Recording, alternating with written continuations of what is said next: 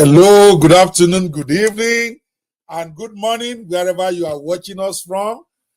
This is Dr. Kwebanwo, the author of the Muguland series, or specifically the Kingmaker of Muguland, that we're about to be launching on Sunday at 4 p.m. Nigerian time.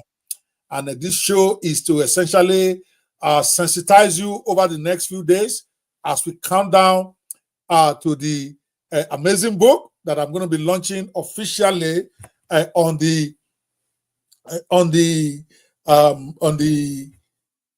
17th of November as we go forward. All right, with me on the show tonight, I actually have a few of my colleagues.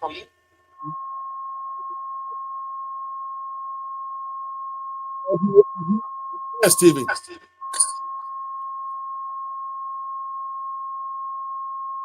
Can we hear you? Yeah, my name is Steven, and I'm really happy to be on this show to participate in this one in a lifetime launch of a book. All right, awesome. Good to see you. Yes, sir. I think there's something about this echo. So when you're not speaking, mute yourself and see if the echo will reduce. Can you mute yourself? Okay. I think the echo is reduced now. I think it's better. So when you're ready to speak, you're mute. Then maybe I will mute. So that way our microphones don't keep clashing. So thank you so much for coming to the studio tonight. We are just experimenting tonight. And then apart from Mr. Stephen Oyelaye, who's here with me, we also have Mr. Ayo Bakare, Omo Eko proper, who is here with us. You can see he's complete with his Lagos. Ayo, how you doing? Say hello to the crowd. Say hello. Good afternoon, Dr. Kwebanwo. Good evening, wherever you're watching. I'm happy to be here, and I'm looking forward to an interesting episode. Thank you so much for having me. Awesome. Yes, we will be bringing Ayo back in a minute. They're in the studio with us, and I just wanted to do a little monologue here. As you guys know, for those who have been following me, I've been talking a lot about this book series that I wrote over the last 1 year.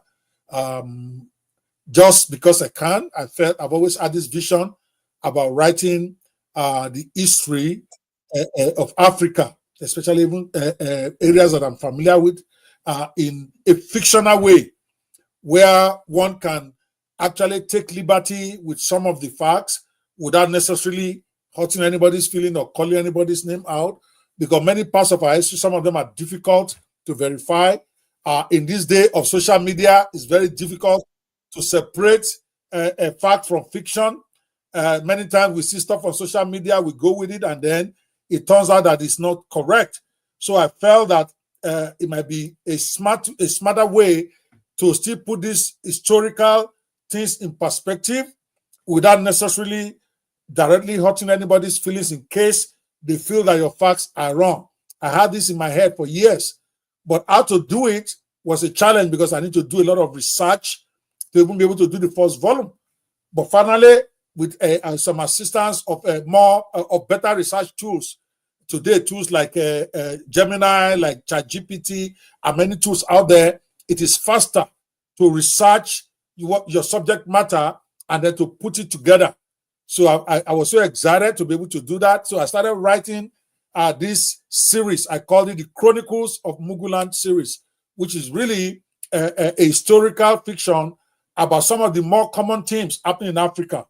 For instance, even in a place like Nigeria, we have had civil war. There's been civil war in Niger. There is in Sudan.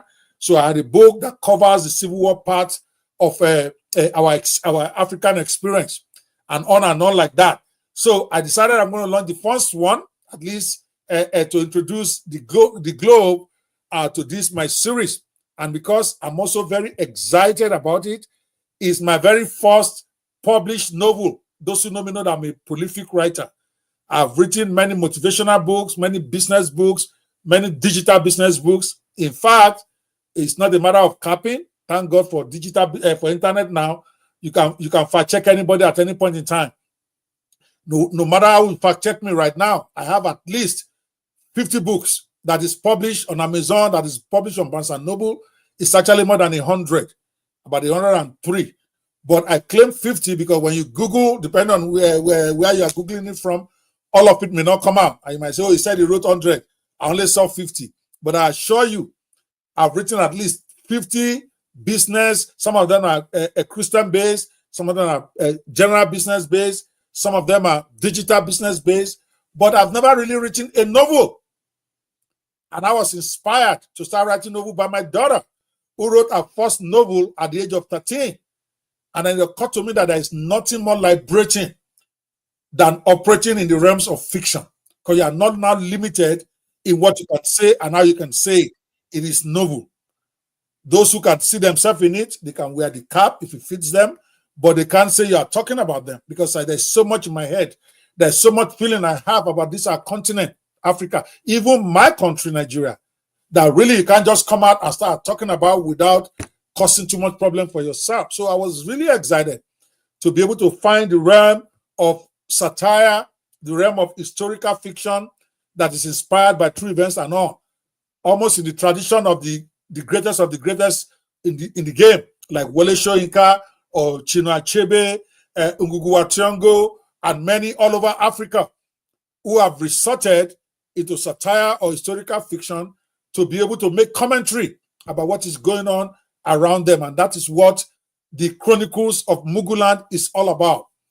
Is an escape into the world of fiction to be able to speak very boldly and in a way that is in my head to speak to the issues in our country. And I want to invite you all on this adventure with me. It's going to be a very long adventure, starting on Sunday. On Sunday, we're going to launch the first in the series. It's called The Kingmaker of Muguland. Now, The Kingmaker of Muguland, as we're going to be finding out in the next 6 days, is a novel of what I call political thriller. But rather than telling you, let me play a short video of 1 minute that can give you an idea of what the Kingmaker of Muguland is. Then we're going to come back, and then we're going to talk about the characters in the novel, what inspired it, how, and stuff like that with my team in the studio. I've got Mr. Ayo Bakare, an original Omo Eko Pataki, one of the most cerebral media people I know that I've worked with for years. I also have Mr. Stephen Oyeleye in the studio, another public commentator who loves his country and who loves Africa. We are going to be taking all of this thing apart. But before then, I want you to just watch this, what I call the intro video, because I didn't just write a novel.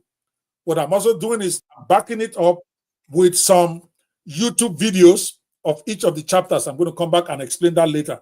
But right now, let's just watch a 1 minute intro of this great book that we're going to be launching on the 17th of November. That is this coming Sunday. It's going to be on Zoom. If you have not yet registered for it, I'm going to give you a link in a minute for you to join us on Sunday. I'm looking for, I thought I uploaded a preview video, but I'm not seeing it. But I think I found one. We have several of them. How about this one? What happens when the kingmaker decides he must be king? In Muguland, where power is the ultimate prize, one man's ambition threatens to unravel the fabric of a nation. He's played the game for years, pulling strings behind the scenes.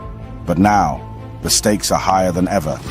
As secrets unravel and betrayals surface, the line between right and wrong blurs, and the true cost of power is revealed. In this battle for the soul of Muguland, alliances will crumble and enemies will rise. Will the kingmaker's ambition be his downfall? The Kingmaker of Muguland, a political thriller that will keep you on the edge of your seat. Available now. Get your copy today and step into the shadowy world of Muguland. All right, that is what just a teaser of what this book is all about. We even have a YouTube channel for it now. It's called At Muguland Nation. So you want to check it out. We are going to be uploading a lot of information into that YouTube channel as we go along in this joyride that I have just joined. All right, with me in the studio tonight is Mr. Ayo Bakare, a long-time media and entertainment practitioner, and Mr. Stephen Oyeleye. I call him my scholastic one. who has been working on this project with me for at least 3 months. On his own part, is one of the people working on the creating videos for this a great book that we are going to be launching on the 17th of November. I don't think I even have the screenshot of the book tonight, but we are going to get better by tomorrow. I'll have it for you. There is something what it looks like. The Kingmaker of Muguland is my first historical novel, and it's coming up on 17th of November at 4 p.m. The payoff line is really very simple. In Muguland, democracy is a mask. Political power only goes to those willing to snatch, grab, and run away with it. Okay, so that is the premise of the book. Okay, so before we go into the discussion, the simple and short of it is I'm very excited about the idea of using fiction to make commentary on everyday affairs, because in my experience, with the experience I've had, I've written, I think I'm in the 6th book now out of the 10-book series. It's very liberating. It's very rewarding, and it's exhilarating for me. So I just want to thank my daughter publicly for actually inspiring me to think about doing novels. Because when she wrote her first novel at 13, I asked her, why novel? You know what my daughter told me? She said, in this family, everything has been done. That you have written plenty of books. I have a sister that is a doctor. I have one that's an engineer. I have everything. You have broken the records. But I noticed that in this family, nobody has written a novel. And that's where I want to be. So that way I can pioneer. And I was blown away for a 13-year-old to be thinking that how to be unique, how to do her own thing. And she launched her first novel at the age of 13. She just released the second one a couple of months ago at the age of 16. And then because I was the one that helped her with the launch, I didn't help her with the writing. I didn't even know she was writing a book until she was done. Okay, she just told me on the way to school one day, oh, Dad, I just finished my novel. I'm like, what novel? When she was 13. So I was very impressed by her, but I was one that helped her to organize the launching of the second book, which did very well. I said, well, why can't I get into this realm? It's very liberating, and here we are. So, Mr. Ayo and Stephen, the first thing I want us to discuss tonight, what do you think about the idea of escaping into fiction to be able to tackle contemporary events? What are your thoughts on that? Okay, you are yet to unmute. I think there is a okay, you have to unmute yourself. Same way. Okay, yes, you are muted. Same way. Okay, yes, you are muted. All right. I want to say that it's really very much an interesting attempt to converting the political situation of the country into a fiction that can be watched as a video by people. Actually, in this current time, the political situation in every African country has been very volatile, and everybody is looking for everything to douse the tension on ground. Everybody is looking for what can engage the heart against the tension that has been in air already. I believe this book is going to be a therapeutic, to have a therapeutic effect on people when they watch it, and at the same time, it will make them to think deeply and historically about what the political situation of their country is all about. It will really open their minds. Many people are just going into politics. They vote without caution. They vote without attending to what has happened in time past, and they vote wrong. So this will inform them historically of the peculiarity of the politics of our country, and it will make them to vote right in the next election. Well, it's a very, very good book. I really love it personally, and I'm really inspired. I'm looking forward to what outburst it will bring. I believe it's going to be positive, both to the followers in the country and those in the M's affair, the top echelon in the political affair of the country, sir.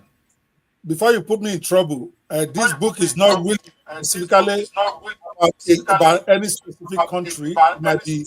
It might remind you of your country. Like I always say, whom the cap fits, let them wear it. Okay, if this reminds you of your country, if this speaks to your country, then you are okay with it. But I want to be clear as a disclaimer, this book is not really written about any specific person or about any specific country. Muguland is a figment of my imagination.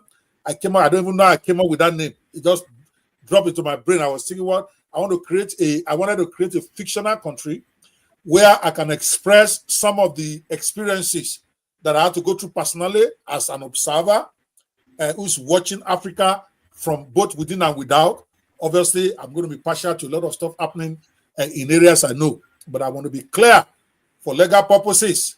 This book is not about any specific country, though every country listening in will probably see themselves there, because after all, you're going to be seeing that there's a group there. I think in this book, they were a little bit in this book, but I wrote a whole book on them. They are called the Children of Anger, which are youths who are protesting against things in their environment. We have Children of Anger in Kenya.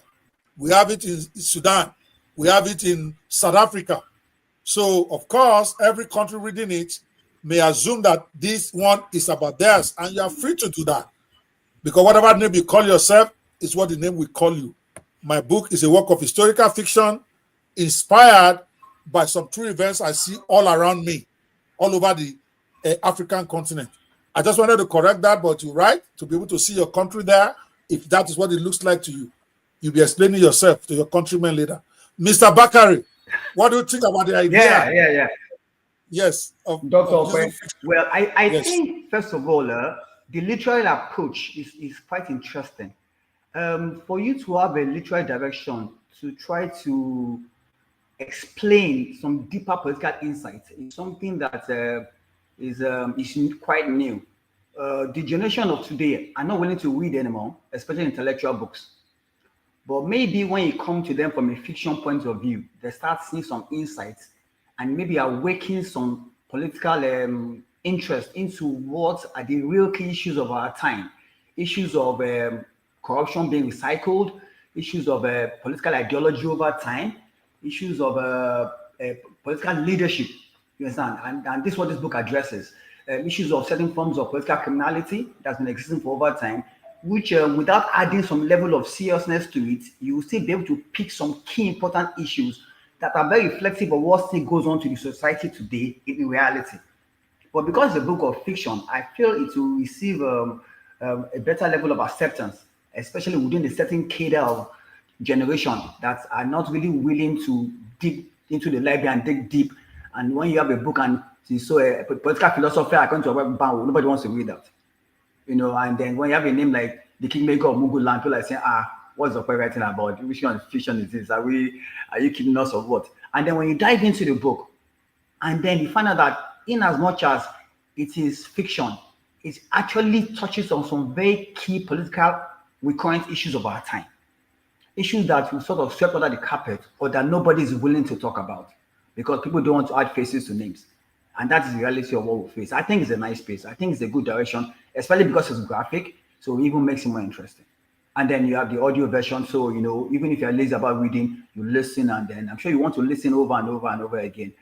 I think for a first-time fiction writer, let's see what the society is going to say about that. From the usual Okweban that we know, the motivator and that's one of the reasons why I was excited to have you be part of this my countdown show. We're going to be having a countdown show between now and Sunday. Every day we're going to be live at 7 p.m. Nigerian time. You want to keep a date with us? We're going to be doing a lot of giveaways. We're going to be giving a lot of fun, and we're going to be having analysis from different people. Of course, Akin, Ayo, and Stephen are going to be constant panelists, but I have several people lined up that will be guests during this countdown. You don't want to miss it. We're going to be having some very interesting people who are going to be speaking to it. So thank you. I really like the way you saw this as a coming at our problems in a literary way, because I can understand now, you know, when you are not yet being in the shoes of some of these critics, you don't understand. You know, it got to a point, people like Chinua Achebe, people like Wole Soyinka, they have to escape into the realm of fiction to be able to fight, to be able to speak on issues in their own time. When you start to read some of Wole Soyinka's books, you know exactly that this is a man that was hurting and he needed to escape into satire to be able to really speak is to really be able to speak his mind. I watched one of his books that was translated into a Netflix movie, the Election one, and I could really see the man, the commentary on the political system or the cultural system he had to go through. When you look at the Ngugi wa Thiong'o from our own country and our own perspective. So that's what I try to do. And like you said, the world we judge, how this plays out. Okay, so let's today, because this is our 6 days to official launch, what I want us to do today is to really introduce us to the characters. We have some major characters in the book. So that's the theme for today, introducing the characters in the Kingmaker of Muguland. Have a discussion about them. What do they represent in society? What do we think about them? Okay, and then tomorrow we're going to cover another part of the book series. So the book itself, you are going to get access to it on the day of launch. As a matter of fact, I'm going to be giving away 100 print copies. We've already printed several of the books. I'm going to give away 100 print copies on the live show itself. Maybe we are going to do it by Q&A, or maybe the first 100 to come. I don't know. I'm going to do it, but I'm going to give away 100 free books at that event. We are going to be giving away some Muguland t-shirts, some Muguland caps, some Muguland mugs, just to commemorate the official launch of my very first novel. I'm so excited about it. I don't know what to do with it. Okay, and that's the truth. When I write Christian books or business books, I already know what to do with it. This one, I'm so excited about it. I just don't know what to do, but I'm going to figure it out. Don't worry, guys. I'm a fast thinker. Okay, so as we go into looking at the characters, because what I did was borrowed from my experience from how the whole world is working in Africa, especially. I was inspired to create some characters in this novel book that some of you might see as reflecting a lot on some living characters that you know. It's an inspiration. It's not really about them per se. So that way you don't say, oh, this happened to this person, it didn't happen to that person. They were just inspirations in case you figure them out for my characters in my book. I'll keep repeating that because this may get very, very ugly quickly by the time some of the critics start coming out with this. All right, but before we go to the first character, I want to also lay the groundwork. It's our first real countdown. In the course of writing this, okay, when I started writing this Chronicles of Muguland series, I considered it in my head as a 10-volume book covering different parts of the evolution of this Muguland nation that is in my head from the time they got independence. And like most African countries, they ended up with some kind of intertribal warfare in between, either a fully declared civil war or where they are fighting themselves. And then from there to where almost every nation in Africa has had military intervention. The only one that has escaped it so far is South Africa. So I also had a series of books to talk about the rules, the reign of generals. How have they actually helped the countries where they belong? Then from there, I went into some individual characters who really impacted their nations. So it's like I would say a parody, a reflection of what we're going to. So that was my intention. And then, as you can see at the back, at my back right here, I don't know if my picture is covering it. As you can see right there, those are some of the books that are already in the series. We have one that is called Shattered Hopes, which is about the independence of the Muguland nation, the expectations of the people, and how that expectation got dashed. So that was actually supposed to be book 1 in the whole series.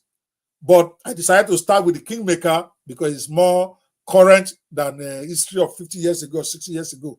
So after book 1, we're going to go to the next one. We see right in there, we have the children of darkness, children of anger. I don't know why I call it that. Children of anger, which represents the people of the different countries of Africa and their anger at the establishment, about the wastage of their future, of their youths, and their reaction to it and what they did in the political system. That's all I wanted to do, a chronicle of this country in a 10th volume. Then in the process of it, while getting it ready, it occurred to me that why don't we have a theme song? I wanted to do a theme song for the first book, The Kingmaker of Muguland. And then as I got these new artists together, it's a mysterious guy called Mugu Prince. He likes to cover his face like Lagbaja because of his own mission. So I got him to do a song for this Muguland, basically to celebrate this country in my head, because Muguland is a beautiful country, regardless of what is happening with the politicians there, regardless of what is happening with the people, regardless of the war they are to fight, regardless of the corruption and all that is in that nation, which we are going to be covering in depth in the book. At its core, this Muguland nation in my head is a very blessed nation. It's a nation that has literally everything God can give any nation. They've got oil, they've got diamonds, they've got some of the most intelligent people on earth. They've got everything that any country can wish for, but somehow they cannot fulfill their potential. So I got this Mugu Prince guy to agree to do a song for me. So I went and I wrote this song. I wrote the song myself. Because it's in my head, okay, about this Mugu nation. So we did it for it. So we said we want to do a theme song, okay, that we're going to use to at least celebrate this book. From the theme song, it occurred to us, why don't we do a video? After all, when you write a music, there's always musical videos. So we decided we're going to shoot the video. And you now see how everything is progressing. But we don't want a big budget thing where we have to carry cameras, go and hire Mr. Peters or any of those top level guys to do. I just told my guys, one of them is in the studio with me tonight, and I said, let's make what I call graphic videos.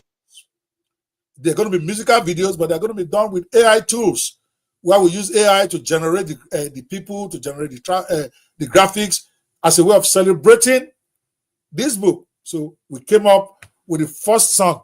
And when I did the first song, because I never do anything by half, then it occurred to me that why don't you do for almost every part of the book? So we ended up creating so many songs for different parts of this Muguland. And then when we did the first song, which I'm going to play now before we go to the characters, and I love it so much, then I came up with this idea. YouTube is really what is in. A lot of people like Mr. Ayo, a very insightful man, just said that people don't like to read too much anymore, but they like to hear and they like to watch. That why don't we start something totally different? Create a book to video genre where you write a book, but that book you also deliver it in video format where every chapter of the book is actually a video that tells the story. And that's how we came about with the YouTube channel that I just shared with you earlier, that where we're going to be launching that too on Sunday, where every day for the next 45 days, we are going to run you through a video. Each video is a chapter, and there's 51 chapters. So that's going to be 51 videos. Every day we're going to release a 5 to 7 minute video, maximum 10-minute video about the book. So each chapter of the book is a video, and we are going to be releasing it on this YouTube channel. Where is it right now? We have a YouTube channel already here marked for it. It's called, I showed it just now. I can't remember. It's at Muguland Nation. That is the name of I'm looking for the URL so that I can display it for you guys. It's youtube.com at Muguland Nation. Hopefully you can go there and get it yourself. I can't readily find the URL on my screen now, but I had it somewhere. I can see it, but I will bring it back later once I run into it. So before we go, I want to show you the first song that we did, a theme song for the country itself, before we get into the nasty stuff. How beautiful this nation was. A nation that is almost getting ruined by the politicians in it, just like almost every other country in Africa. Nigeria, Niger, Ghana, Sudan. You see what is happening. Many of them are blessed. Most African countries are blessed with resources, with people. But somehow, we, the people and our politicians, we simply cannot make it work. So the first video we're going to play for you in this series, we have plenty of them, don't worry about it, is about Muguland. I call it Muguland the Beautiful. How is it in my head? I wrote it out. And then I got Mugu Prince to produce it, to sing the song. Then I got Mr. Steven and his team, there's about 12 of them, to create a music video to celebrate this song as we put Muguland in perspective. Here you go.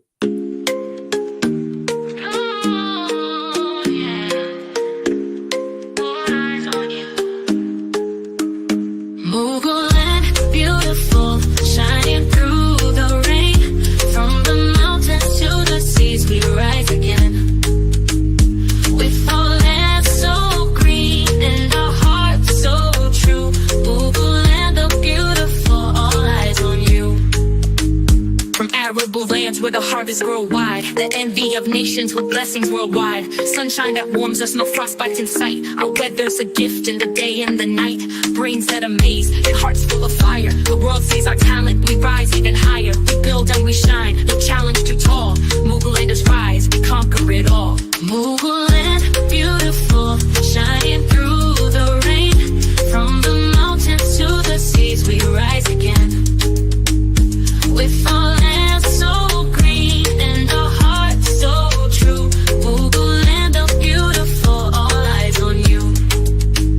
Resilient we stand, through storms we smile. Every hardship we face, we rise in style. Over 250 tribes with a culture so rich, born from the past where traditions stitch the riches below. From oil to gold, natural wonders that never grow old. From diamonds to gas, we've been truly blessed. The world looks to Muguland for the best. Muguland, beautiful, shining through the rain. From the mountains to the seas, we rise again.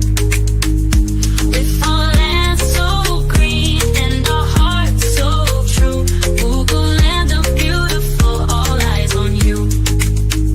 Our food tells a story, from jollof to stew. Pepper soup that warms and fufu too. A taste of our land in every bite. The world craves our flavors both day and night. We laugh through the pain, our spirits don't break. With joy in our hearts and love that we make. Muguland's a treasure for all to behold. A future so bright, a story untold. Muguland, beautiful, shining through the rain. From the mountains to the seas, we rise again. With our land so green and our hearts so true. Muguland, the beautiful, all eyes on you.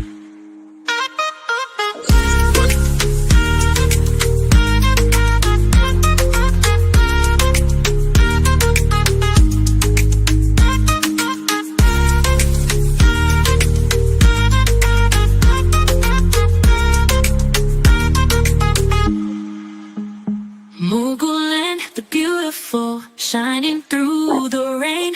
From the mountains to the seas, we rise again. With our land so green and our hearts so true. Muguland, the beautiful, all eyes on you.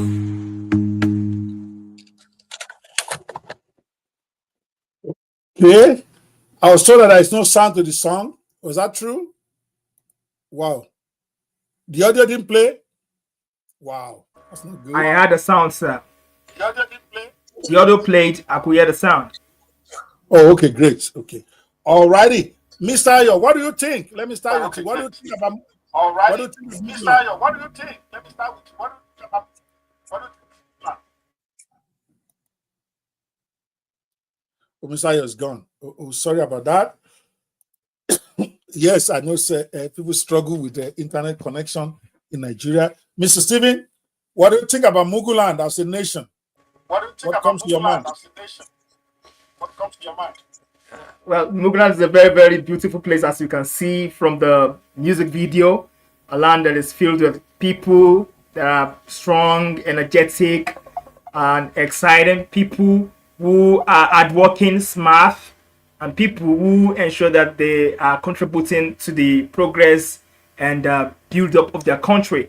And Muguland also is a country that is blessed with resources, good land, and it's a very beautiful place where everybody is going to feel fortunate to be born there, to be a nationality there. So Muguland, as much as we can see as a country that is promising, that is blessed, and that we believe it's going to be progressive according to how it is imagined fictitiously in your imagination.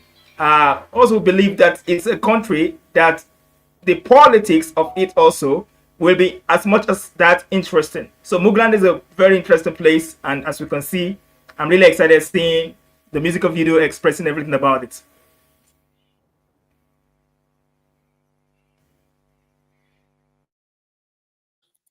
Awesome, Mr. Ayo. I was about to go to him, and now the stuff went off. Sorry about that. Okay. Now let's go to the car. I was waiting for Mr. Ayo, but it looks like he's still having some challenges with his system. You know how Nigerian connection is. We are going to get better, and we are getting better. So Mr. Ayo is back. I'm going to wait for him to resolve in the studio. While we wait for him, that was just an introduction of the. Okay, I think he's back. Mr. Ayo is back in the studio. Let me quickly ask him. What are your thoughts, Mr. Ayo, on Muguland as a nation? You've read the book. You've been involved in the project in one way or the other. What are your thoughts? Yeah, personally, I think it's very culturally revealing. I love the description of the African attire, the landscape. You don't really see this in a lot of programs. They don't really get it right from that perspective. You know, they don't really play out the culture the way it's supposed to be. You don't see the ladies with the headgears and the hair attires, you know, and then the kaftans, you know, and then the caps, and then the landscape, the rich cultural landscape. You know, it shows a lot of depth, actually, in the writing and then in description of what the animators were able to express based on what they read or what the storyline was all based about. So it's not just about the story, but there's a lot of cultural unveiling that has to do with what Muguland will end up telling us at the end of the day. Because if it starts like this, then I'm sure we're in for a treat. We're in for some very interesting well, I think the criticism will come from a lot of parts. Maybe not even the literary part you expect, but from a lot of other aspects. Some people might feel maybe their cultures are not depicted well enough, and some people might say maybe the expressions of their attires are not really looking, you know, I don't know, because it's fiction at the end of the day. But it's fiction with a lot of cultural reality, and that matters a lot. That is a narrative. That's writing. That means the writer takes a lot of things into cognizance. So it's not just writing without considering the fact that there's an environment, there's a background, there's a culture, there are people, there are age differences, there are kids, you know, there's a landscape, rich African landscape, you know.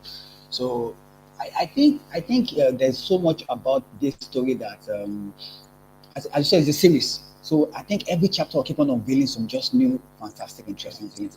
I think everybody will have a take home from it. Everybody will have a take home. Whatever age you are, whatever class, whatever political ideology you belong to, there will be a take home. And I think that's the most important thing. Being able to communicate in a versatile way to a large number of people. I mean, that is literature. Awesome. Nice one. Thank you. Nice one. Thank you, Mr. Bakari. Yes, Mr. Bakari is, for those who are just watching us, Mr. Bakari is a consultant to the project, the Muguland Chronicles series, and he's going to be my guest for the next 6 days on this countdown to the official launch of the program. And Mr. Steven is part of the project when it comes to the videos. By the way, let me love on my guys a bit. Mr. Steven and his team, and I think Mr. Ayo also consulted for them to a large extent on creating these graphic videos. So big shout out to you. I call them the Video 360 Collective. There's 12 hardworking boys and girls in that team, and they knocked this out. And what was strange about it is that most of them have never done music videos before 2 months ago. It's their first time of learning through our training program. You guys know I do all these training programs, and I train them how to do these videos, and I'm so proud of you guys. But let me first ask Mr. Ayo, since he is a technical, more or less consultant here, he has done all of this before. Realistically, Mr. Ayo, that video that you watched, okay, for a music video, how will you rate it?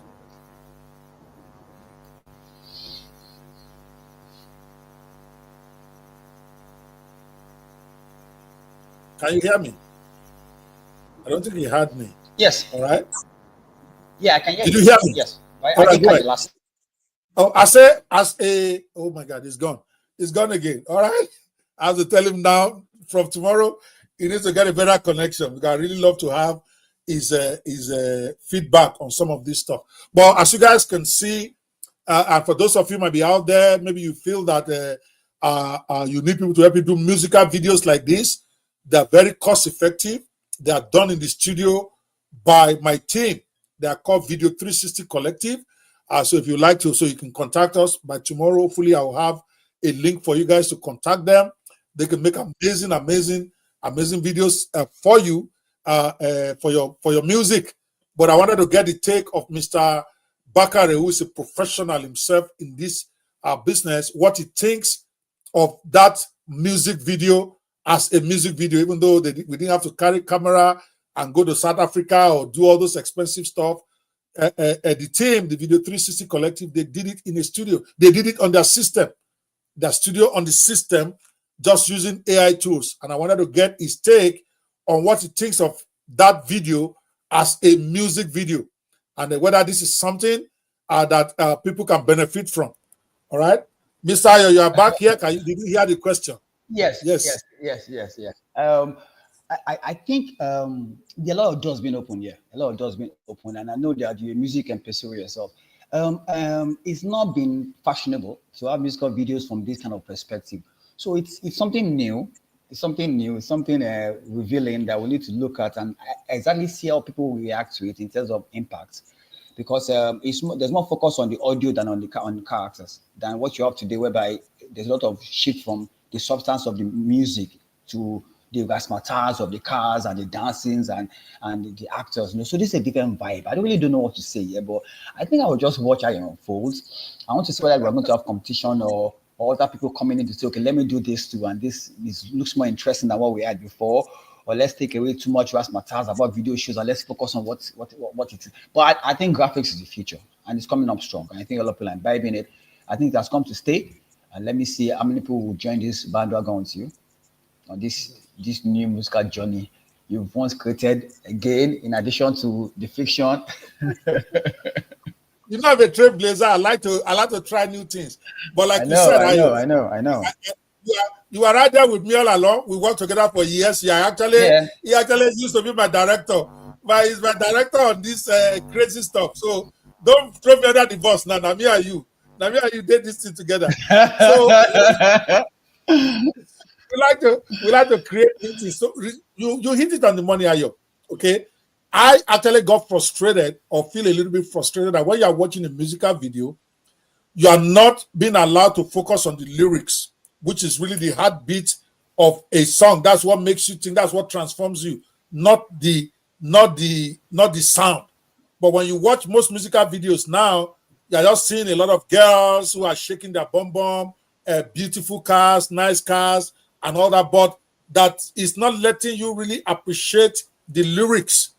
And contrary to what a lot of people think, that is why you actually don't even get paid beyond the one performance that you do for your performances. You get paid forever for the lyrics, because the lyrics is the value of the song. The lyrics is what makes a song, whether it's a Christian or non-Christian or whether it's secular. It's not the beat. But even though people have forgotten about that because of what we see, so we see music now. We judge the beauty of the video, not in reference to the lyrics or the message the song is trying to say. And I've seen plenty of that. So I wanted us to go back to that route, is why I'm thinking this. Because with this, like you said, the focus is more now on the lyrics. Because the graphics is giving you a visual representation of the lyrics that you are listening to.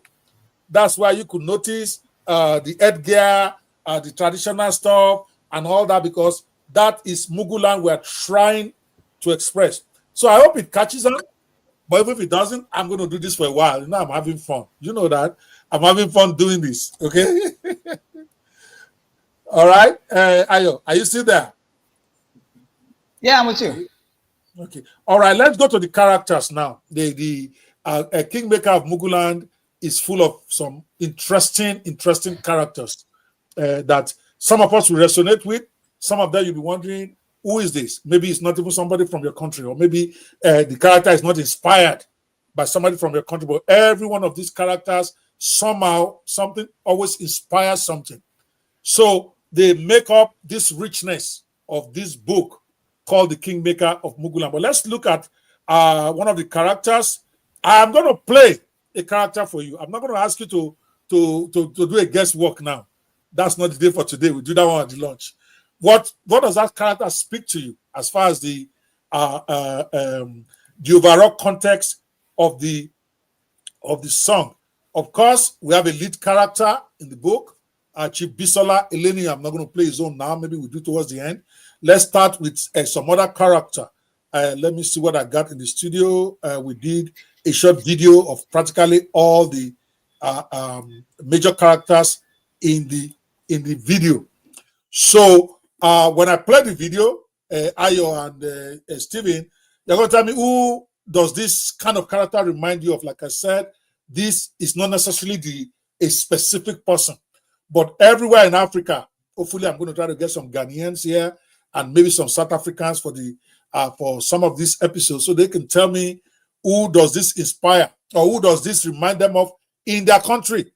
Because every character that I have there, there's some kind of representative to them in different countries, because they are just the representation of what is happening across board. But let's play. I'm going to play this one. I'll just play, then we talk a little bit about, I don't know if, okay, let me just play it, and then here.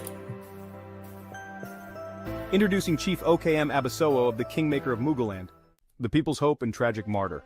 Chief OKM Abisowo, once seen as Muguland's hope for democracy, wins a presidential election only to be ousted and jailed by the oppressive regime. His tragic assassination under mysterious circumstances leaves the nation in despair, yet his legacy endures, reminding Muguland's citizens of the price of freedom. Abisowo becomes a posthumous hero, a cautionary figure of what happens when ideals confront tyranny, and his life remains a rallying cry for those who seek justice and change. Okay, I dropped out. You probably missed most of that, and I wanted his comments on that because it's our yes. Let me play this one. We have in the video a character called Chief OKM Abisowo. So, and we did a 30-second introduction of that character, like we did for most of the leading characters in the show. I'm going to play him again. Hopefully, you don't drop out this time, and then you can give me your thoughts on that character in the book. Introducing Chief OKM Abisowo of the Kingmaker of Muguland, the people's hope and tragic martyr. Chief OKM Abisowo, once seen as Muguland's hope for democracy, wins a presidential election only to be ousted and jailed by the oppressive regime.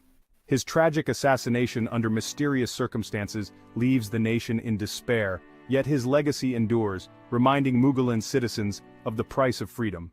Abisowo becomes a posthumous hero, a cautionary figure of what happens when ideals confront tyranny, and his life remains a rallying cry for those who seek justice and change. It's gone again. All right, what are your thoughts on it's gone again? We can't keep repeating this for him, so let's have you. What are your thoughts on this? Who does he inspire? Your country is okay if he does inspire specific characters in your mind. We've already said this is fiction, but who does he inspire? What? Oh, sorry, Ayo is back. Sorry, did you see the video? Yeah, exactly. Yeah, I see the video, but is that the first character? Is that Chipelenium? No, that's not Chipelenium. This is a character in the video. Sorry, in the book. And then I got Steven on this show right now is actually the one that did the video. I got him to do a short 30-second to 45 seconds video on each of the leading characters. I'm going to try to play it again. Hopefully you don't drop off and you hear it. And if you are watching this at home, who does this character remind you of in your country? If you're a Ghanaian or South Africans, I'm sure you have a character that this resonates with in your culture, your political experience. Just tap it on the screen, and then maybe we are going to be giving some prizes as we go. Introducing Chief OKM Abisowo of the Kingmaker of Muguland, the people's hope and tragic martyr. Chief OKM Abisowo, once seen as Muguland's hope for democracy, wins a presidential election only to be ousted and jailed by the oppressive regime. His tragic assassination under mysterious circumstances leaves the nation in despair, yet his legacy endures, reminding Muguland's citizens of the price of freedom. Abisowo becomes a posthumous hero, a cautionary figure of what happens when ideals confront tyranny, and his life remains a rallying cry for those who seek justice and change. So you see, like I said, that man, there's several chapters in the book where you see this man. What happened to him was a very rich man in Muguland, spent a lot of his money helping the poor, and then he decided he was going to run for elections, and he actually did win the popular mandate, but somehow the military rulers decided that they're not going to give him the victory. They canceled the election, they put him in jail, and ultimately he died in jail in mysterious circumstances. We have that in Nigeria. We have that in Ghana. We have that in Thomas Sankara's country. What did they call that? Senegal. We have it so many countries. Who does that inspire? We have it in South Africa. You, Mr. Bakari, who does this character inspire, and what does the character speak to as far as our political landscape is concerned in Africa? Go. Oh, you are muted. Oh, it's gone again. Today is not a good day with Mr. Stephen. What does this say to you? Okay, sir.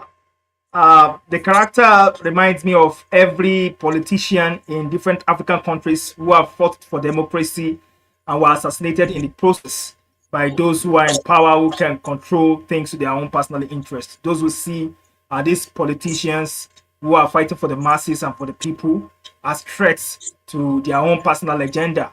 So it reminds me of, in Nigeria, I can remember one person like that, perhaps 1993 if I'm precise, who was fighting for democracy. Someone like Chief MK Abiola, and he was assassinated under mysterious circumstance. So, and the people's hope that time was dashed, and against the rock. Everybody was celebrating. I could still remember that time. I was young. Everybody was jubilating here and there because he won the election free and fair. But that times political, those who are in the political regime at the time ousted. They used their veto power to upturn the result of the election, and this man was denied the presidency and was jailed and in prison. We had he took poisoned tea and he died. And he reminds me of that man. And I know there are other politicians in other African countries like Kenya, like Uganda, like different African countries who were assassinated because we were fighting for the masses. They were fighting for democracy. Interesting. All righty.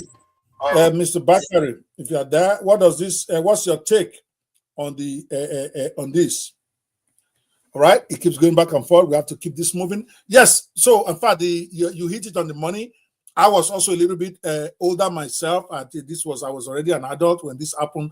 When you are talking about MK Abiola, who was a very, very generous man, at least to the people of Nigeria, and then decided he was going to run for election, and of course, Babangida annulled the election, and he ended up declaring himself as president. And then they put him in jail, and tragically, he ended up dying on the very day they were supposed to release him. This just speaks to how Africa, as a country, you can have parallels to him in almost every country. So they put Nelson Mandela in jail for 30-something years simply because he dared to want to make the country better. We see other nations where people who represent the masses, who represent the aspiration, the true aspiration of the masses, were gunned down or killed or poisoned by the powers that be, or those who don't want progress for Africa. It's part of the reason why Africa has not been progressing. And I had to put a character like that in this book because we have a problem. Every time we have somebody who really wants to do something great, we saw it with Thomas Sankara. Every time we have somebody who wants to come out and do something awesome, somehow we take them down. Either the imperial powers, who don't, because there are all rumors. The one that happened in Nigeria, for instance, MK Abiola's situation. I'm not saying this is him. This is just a story that inspires or that try to come to grips with what we actually witnessed. In his own case, there were rumors that maybe US was involved, maybe that person was involved, and all of that stuff. We keep getting it, even to this day. Ayo, what do you say to that? If you've been able to catch it, I'm not going to play the video for you again. I just want to know what you think, or we can keep moving. Go for it. You have to unmute yourself. You are muted.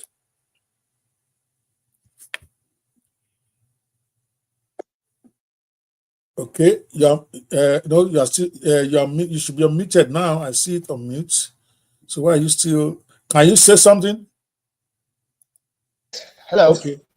Yeah. Okay. You are muted. Yes, Yeah. we can hear you. Go ahead.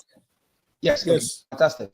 So people like Akintola from the First Republic to the Second Republic in Nigeria, people that have actually come out to say, based on the way it's described in the story, that say, okay, you want to fight for the masses, or maybe I want to do something different, or the time for change has finally come. Funny enough, most of these political leaders have met with one death wish or the other. I see the system is resisting change and say, okay, fine, we don't want you.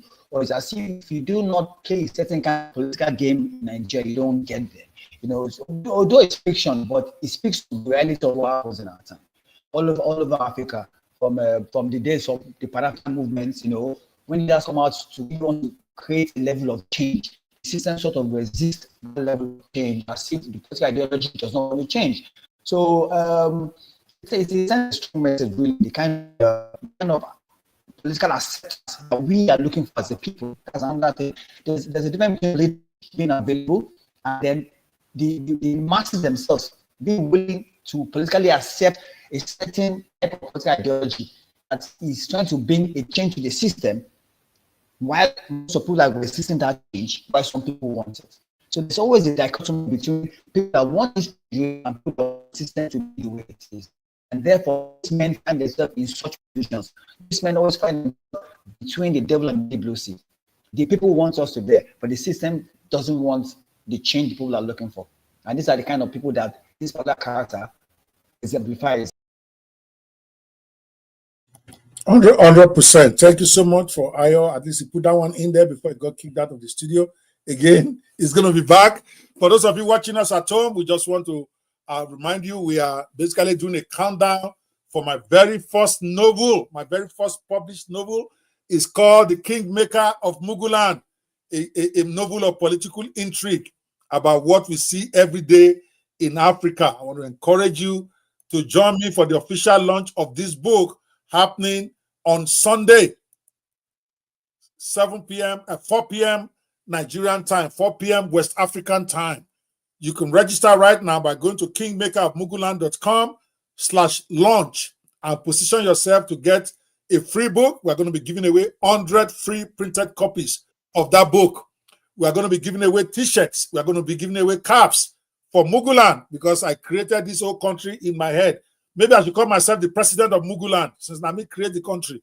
Maybe I should be the president of Muguland. At least I will not have to do election. I can snatch the power. I can grab it. I can run away with it all by myself since the whole book is in my head, right? Okay. So let's go to the, I think I was frozen. I'm going to move it up a little bit. All right, if you are joining us from home, please join me in getting ready for this official launch of the book. And remember to stay to the end of the program. I'm going to be giving you a special treat. For those of you who are wondering what exactly is this Muguland, what is it all about, I'm going to be giving you the leaked version of the book that has about 100 pages of the book. The book itself is almost 400 pages. It's a full novel in the genre of serious novel writing. But I'm going to give you like a third of it as a taster because one of my colleagues leaked it anyway. So I decided I'm just going to give it out, that leaked version. I'm going to be giving you a link to download it for free today on this show towards the end of the program so that you can read the first 100 pages and then join us tomorrow and then tell us your comments on the book.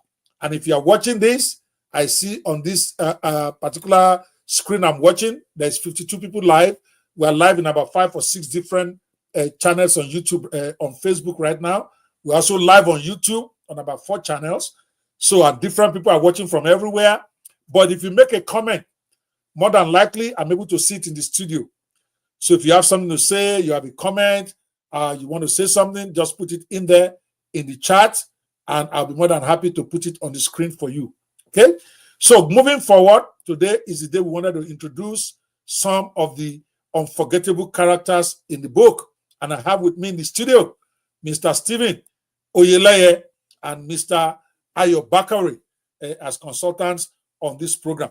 Let's watch another synopsis of a character in that book, and you can tell me, who does it remind you of? What does it inspire you? Who that type of person in every country? What do they represent in our political history? Here you go. Introducing Yemi Aluta of the Kingmaker of Muguland, the fiery revolutionary leader of the radical Burn It Down Now movement. Yemi Aluta is Muguland's voice of rebellion.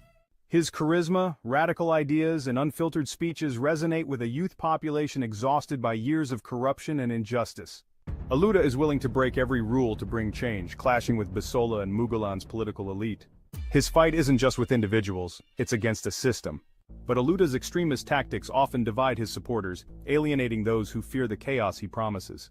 He is the symbol of Muguland's potential and its frustration, a young lion roaring for reform but torn between righteous anger and reckless action. Wow, you see, Yemi Aluta, that is a character you just watched, and assume that you saw that in the studio.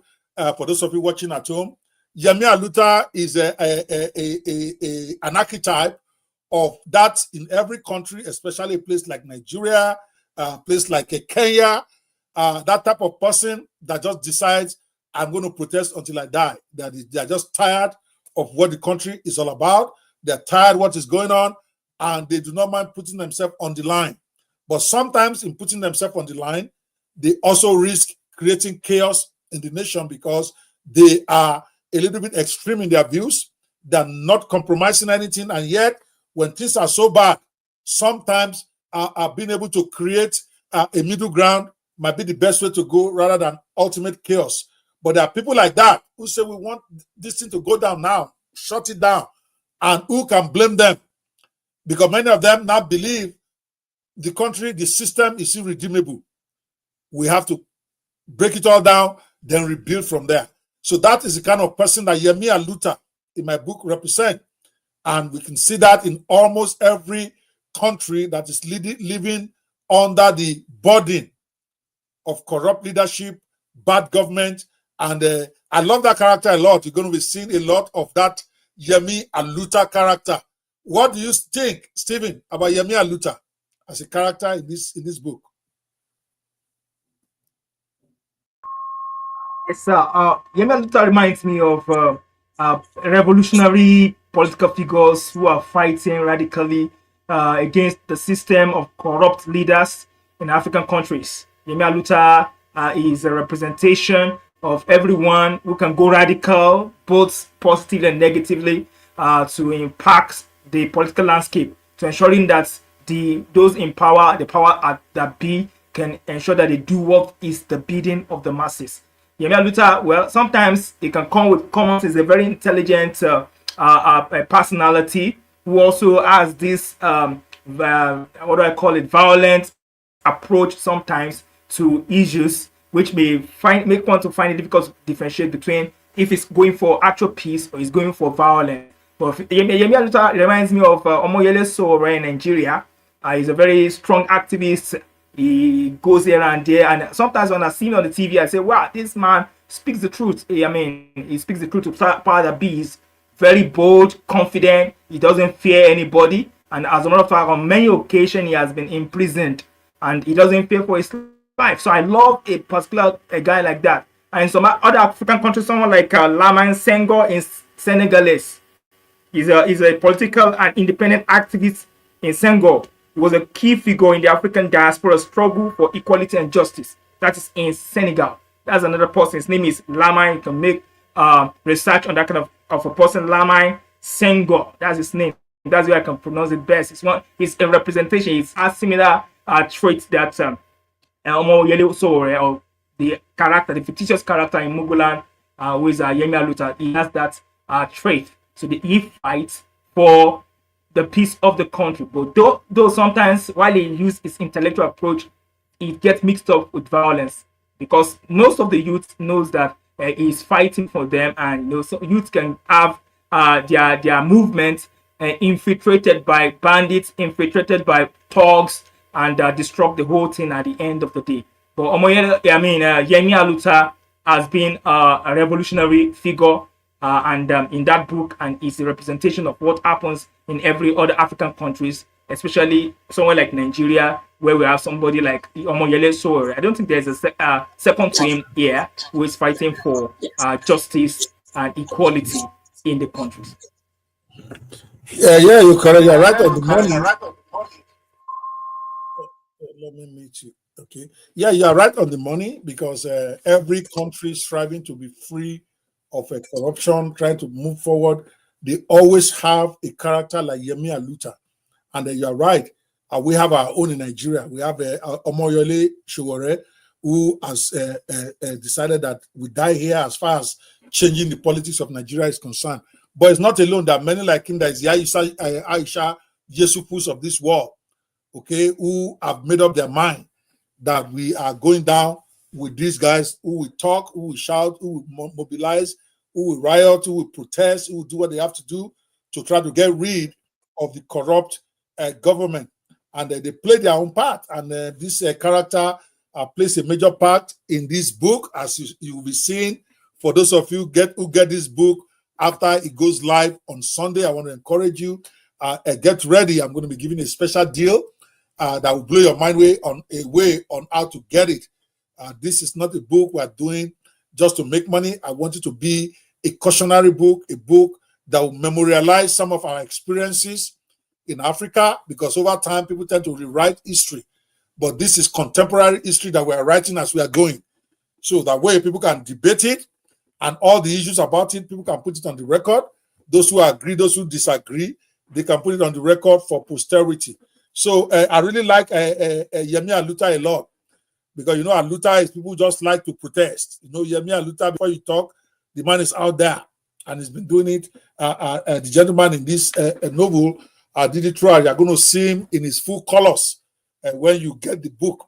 All right, let's look at another character in the book. If you're just joining us, you are live with Okpe Banwo and Stephen Oyeleye and Ayo Bakari, who is currently out of the studio on the countdown to the launching of the Kingmaker of Muguland, my very first published novel.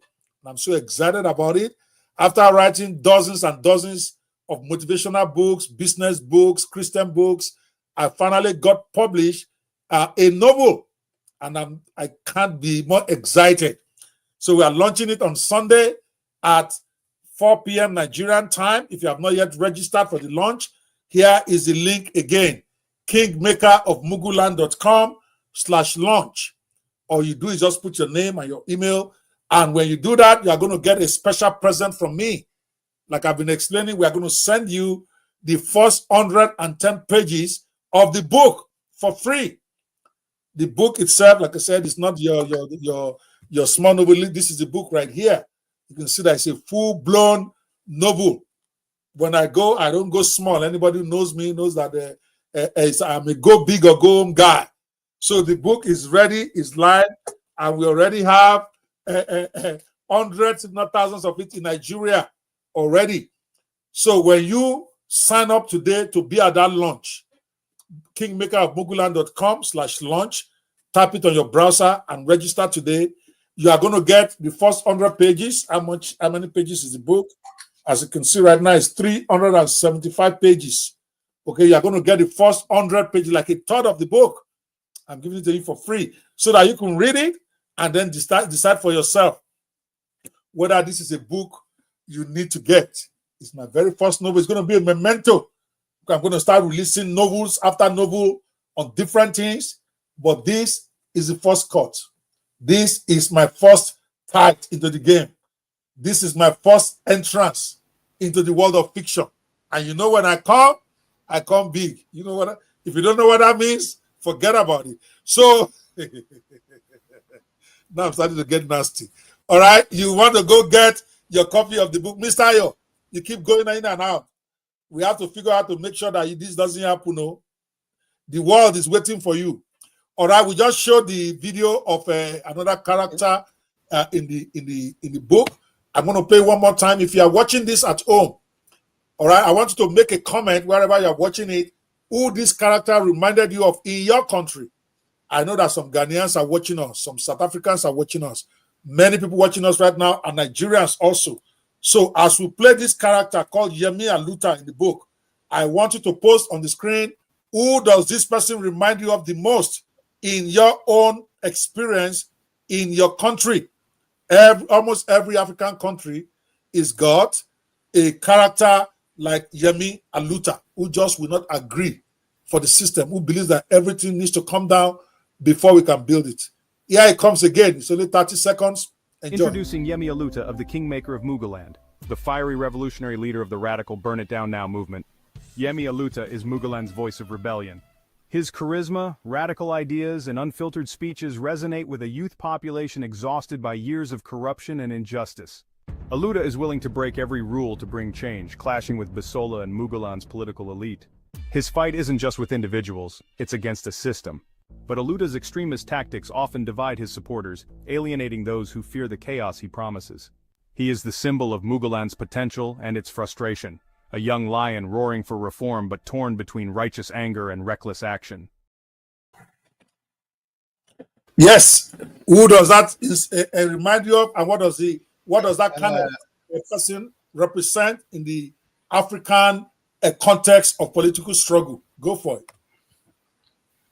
Well, I'll first say maybe a younger Gani Fawehinmi in his days, or maybe a Wole Soyinka, maybe when he was really being very radical then.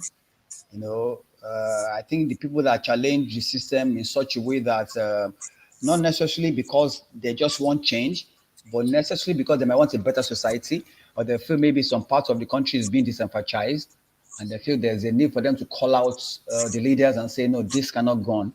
Or maybe they want a total change of political ideology, maybe from the system of governance that's being run, maybe in terms that is not really giving the dividends on democracy down to the lower class. And they feel that there's need for a voice in the wilderness to say, no, these things cannot go on like this, things need to change. And over the years, even in Nigeria, way back in the days of when there were a lot of Aluta, so-called in universities, you know, a lot of voices came up to speak against the system, especially during the military dictatorship era. And I think over time, I think we've lost much of those kind of cadre of people in recent time. I think political events have overtaken the nature of political ideology that Africans actually have in recent time. We've not seen that radical activism unlike before, or maybe because all the activists have now become politicians overnight. So there's the new breed of activism. Maybe let's say, for example, the obedient youth or whatever it is that are clamoring for change. We don't find a level of depth, intellectual or political understanding that the classes of this kind of Yemi Aluta people will have had in those days to say, no, things cannot go on like this. There needs to be a change. And they become relentless to make sure that that change must occur. Sometimes people like Yemi Aluta over time are being bought off by the system, and then they become de-radicalized, if I can use that word, and then they become a Baba guard, how I put it, and they start becoming like a Tai Sholaina wearing a suit and tie and Baba guard to the office, and you wonder that what's really going on. You know, Baba is not radical anymore. Things like that happen, but I think this epitomizes those kind of people that just feel as if things cannot just go on like this. There needs to be a change, and then they come out and they push for that change, and they actually act like a movement.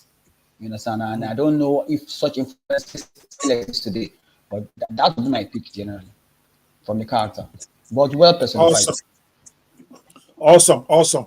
Well, we've been able to show you guys two of the amazing characters in the book coming out on Sunday, November 7th. Hopefully you will be there. Hopefully also get a chance to get a free copy of the book, because we are going to be giving away 100 copies of this book, the print version, on Sunday. Of course, the book is also available in digital, and we're going to be explaining what it takes to get this on Sunday. You want to be there. You want to win a t-shirt, you want to win a cap, or you want to win a mug. The Muguland universe, it's a universe I've just created, and I continue to build up every day. Of course, we are not going to, we have plenty of characters. We have not even talked about the main character in the whole book itself. And I want us to talk about him a bit before we leave today, because I want this show to not be more than, we are just at the 1 hour mark. Okay, I thought we were almost 2 hours. Okay, I don't want it to be more than 2 hours. Then we can leave Chief Elenio towards the last. Okay, I was looking at 59 here. That's the number of people watching. Sorry. I thought we were at the 1 hour 59 minutes mark. We are 1 hour 14 minutes. Yes, so we have over plenty. now. Okay, so we have plenty time. It's a 2-hour show, 7 to 9 every day until the day of the launch. So before we pick another character, okay, I want us to play one of the music, team music that is going to be accompanying this Kingmaker of Muguland, because like I told you, we created several team songs to represent different parts of Muguland, different parts of the book, as a way of creating a total immersive experience for my readers. I didn't just want to be an author who writes novels. I want to be an author who writes novels that is not just entertaining, but also gives them entertaining book videos, where those who love to watch videos to learn, they can enjoy my novel by watching each chapter as a novel. In addition to that, each book inspires a whole series of songs from me. I've always had this dream, this secret dream of being a songwriter, but I didn't have the talent. Okay, I have it in my head, but I didn't know how to write it. I didn't know how to write a song that really can sell. Then now with a lot of AI tools out there, I can express my mind in a way and get these tools to give me what I want.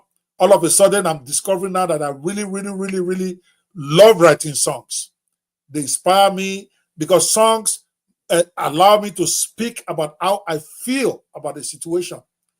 And now that I have the tools to bring it out of me, watch out, Don Jazzy. Watch out, all those of you who are writing songs, because I want to write songs that I don't want to do the regular hip hop type of thing. I want to write songs that really inspire me, songs that make me cry, songs that make me laugh, songs that make me jump. And a lot of it is being reflected in this, my very first novel. So I want to introduce us to one of the songs. Now, these songs was inspired also by the what we normally see in African politics, where rigging, stealing, and stuff like stealing of votes is the order of the day. It's almost like we have accepted it as a fait accompli. I'm trying to see whether I brought up that song. I wish I have it here. Let me see if I can find it. Just give me a second here. Let me quickly search my system. It's one of my favorites among the team songs that we put together for the that is too. Oh my, I did not strip it down. Okay, let me do something here where this is going on. Typically, because this system here doesn't allow me to show songs that are too big, I need to reduce the bytes or whatever they call it. And these particular songs that I want to play, I don't think I have done the. Okay, I have it here. Okay, so this song is basically the way I see. It's my own writing out my own lyrics about how people behave during election in Africa, especially a place like Nigeria, where election rigging is profound. Here it's also happening in South Africa now. Of course, it's been happening in many other countries of the world, where politicians organize people to go and steal ballots and force themselves into power in the countries they are in by either stealing the ballot boxes or intimidating people from voting. And I wanted that to be part of this Kingmaker of Muguland book. He plays a lot. There's a lot of chapters about that describe what happens during the election process, during the electioneering, how votes are snatched, grabbed, and run away with. But I also want to create an immersive experience for my readers. And I said, why don't we have a song that can back up these 3 or 4 chapters about the election and how ballots were snatched? And then I wrote this song. It's called Snatch It, Grab It, and Run. It's one of my baby. It's doing so well on SoundCloud now. I was stunned. I released the song on SoundCloud, just uploaded it, and then whatever. I didn't promote it. I didn't say anything. Now it's got over 3,000 listens in less than 10 days. And I've not even put it out there in the market. So now I got Steven, a lady named Gold, our team manager to get a team of the Video 360 Collective to create for me a music video that supports this song so that people can see visually the grabbing and running with election materials in their country. I wanted to enjoy this song, and then I'm going to have Ayo make some comments for me about it. Don't go. You better not be gotten out of the studio. This is one of my favorites. Even Stephen is laughing because Stephen was involved in the production. I don't even know if this is your own version, but we have a 12-man team that does this. I'm going to play the song, and then we talk about it. Snatch it, grab it and run. Violence on the streets, yeah, we having fun. Snatch it, grab it and run. Power in Muguland, that's how it's done. Snatch it, grab it and run. Votes in the shadows, the game's begun. Snatch it, grab it and run. The people's choice, man, that's over and done. Election day, but the streets look wild. Thugs in the booth and they're running wild. Paul E-Way's crew, they ain't got no chance. Disenfranchised while the goons advance. Balance in their pockets, stolen in the night. Supporters silent, beaten on sight. Votes disappear like a magic trick. Lawyers on standby playing politics. KG lawyers twisting every law, turning technicality into wins in law. Electoral commission can't do a thing. Incompetent, they lost their swing. The courts they nod, shake hands and smile while Muguland bleeds for miles and miles. Snatch it, grab it and run. Balance on the streets, yeah, we having fun. Snatch it, grab it and run. Power in Muguland, that's how it's done. Snatch it, grab it and run. Votes in the shadows, the game's begun. Snatch it, grab it and run. The people's choice, man, that's over and done. They came with muscle, forcing the game. Paul E-Way's name, erased in shame. Disenfranchised, they can't speak up. Thugs with weapons tell them to hush up. The mandate stolen, but they still cheer. Fake leaders rise while the truth's unclear. KG lawyers smile in the courts. Power fought with lies of all sorts. The system's broken, justice a ghost. Power-hungry leaders do the most. Grabbing ballots, they call it war. Democracy's lost, no open door. Votes rigged with every dirty hand. Welcome to Muguland's promised land. Snatch it, grab it and run. Balance on the streets, yeah, we having fun. Snatch it, grab it and run. Power in Muguland, that's how it's done. Snatch it, grab it and run. Votes in the shadows, the game's begun. Snatch it, grab it and run. The people's choice, man, that's over and done. We hustle, we fight, but the game is cold. Ballots missing while the truth's untold. Snatch it, grab it, they steal with ease. Muguland's future brought to its knees. They grab it, snatch it, and laugh away. Another stolen tomorrow, another stolen day.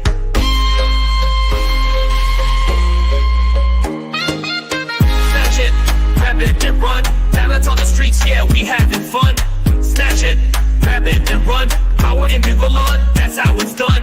Snatch it, grab it and run. Votes in the shadows, the game's begun. Snatch it, grab it and run. The people's choice, man, that's over and done. Song hits at the heart of electoral corruption in Muguland, capturing the frustration and the chaotic tactics used to grab power. Perfect for an Afrobeat rhythm that combines hard-hitting lyrics with a driving beat. Pulling out the rate system while still staying catchy enough to get people moving and thinking.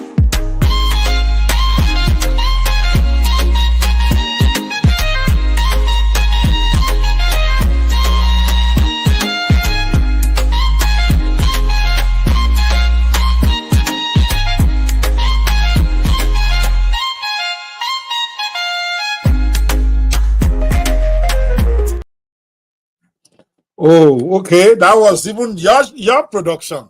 I didn't even know that. What were you thinking when you were doing this? What was your thought process? I told you about mine when I was writing the song. I just was feeling, because I've been involved in election in a place like Nigeria many times. I was there during the first time of Jonathan. I actually supported him for his first time. I was there during Buhari's first time. I was there. And I see things happen where ballots get snatched and run away with, at least in my own experience, my country. And we also hear that same thing happens in different other African countries. And I felt that scenario, a book like Kingmaker of Muguland, cannot be complete without throwing a couple of chapters on that kind of a feature of our politics in Africa inside there. And then that song was a song that was inspired by that chapter in the book. I can't remember the chapter where they had the election, and then people started snatching and running away with the ballot. So when you are doing the song, when you are doing the video of the song, what was going through your mind? Okay, I don't know if I saw the video, but let's hear from you, Stephen. What was going through your mind? I think it's closing. Did you see the video? At least part of it? No, I didn't see the music. No, I didn't see that. You didn't see the video at all? I'm going to have to play it again. I need your comment on it. National Grid. National Grid. Yeah, National Grid. In fact, I forgot to put that one in my book. And it's I think I have to write a book, National Grid. Is what I have to call that one. Muguland too, they have National Grid. Every time their light is always failing in Muguland. I don't know why. So, Stephen, what was going through your mind when you were shooting that music video? Yes, actually, I would say I will attribute the inspiration to you. You actually inspired me in the perception that made me to bring to life that kind of a video. The book Muguland, The Kingmaker of Muguland, makes me to think about, okay, at least to an extent I'm of age, that I know what has happened, what is happening in the political electionary process in African countries, where the power that be will do everything at their beck and call to ensure that they drift the interest, the result of the election to their own personal agenda. So they can go any length, they can employ rogues and thugs and disrupt any election point or where people are voting against them. They'll snatch the ballot boxes and they will take it away and they go and manipulate everything at the background. So you are the one who actually inspired me on the perception that I needed to put that video into, put that book, a script into the video that we just saw right now.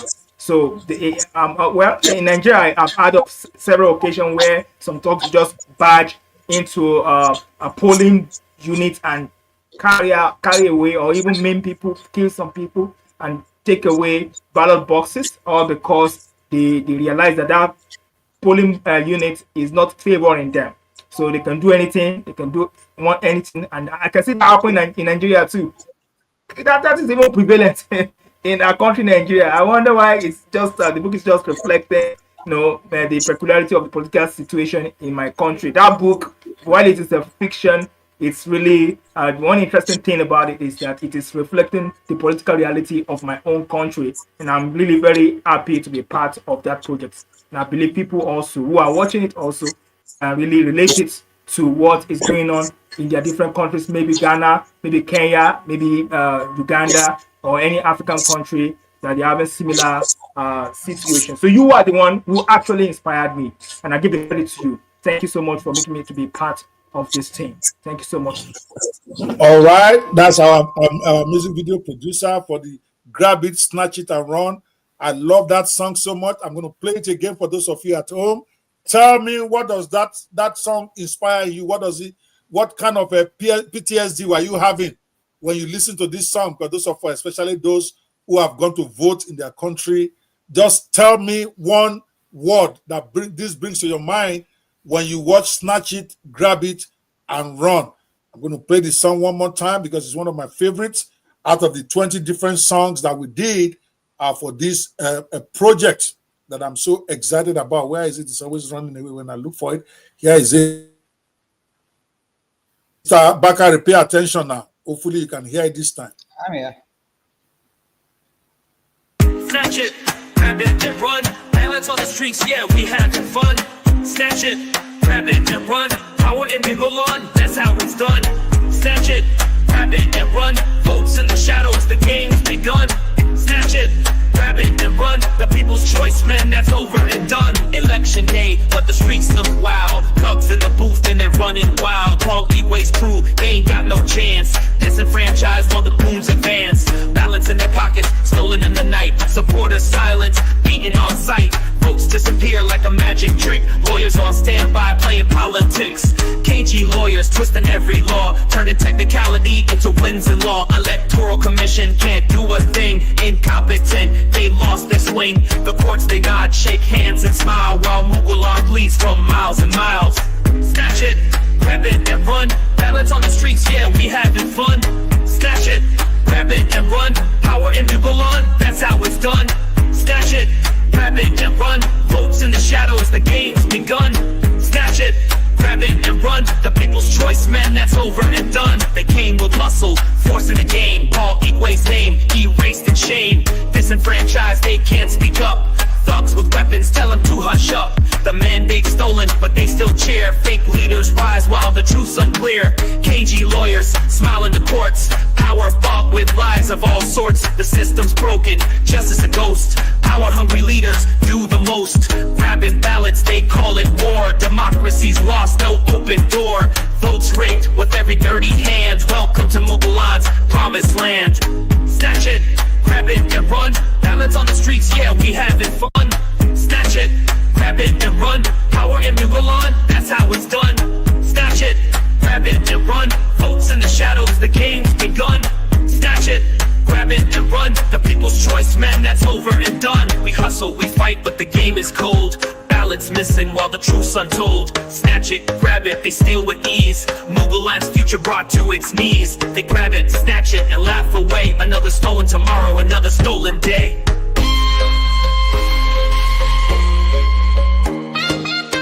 Snatch it, grab it and run. Balance on the streets, yeah, we having fun.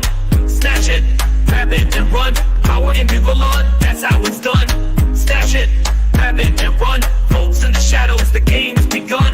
Snatch it, grab it and run. The people's choice, man, that's over and done. Song hits at the heart of electoral corruption in Muguland, capturing the frustration and the chaotic tactics used to grab power. Perfect for an Afrobeat rhythm that combines hard-hitting lyrics with a driving beat. Pulling out the rate system while still staying catchy enough to get people moving and thinking.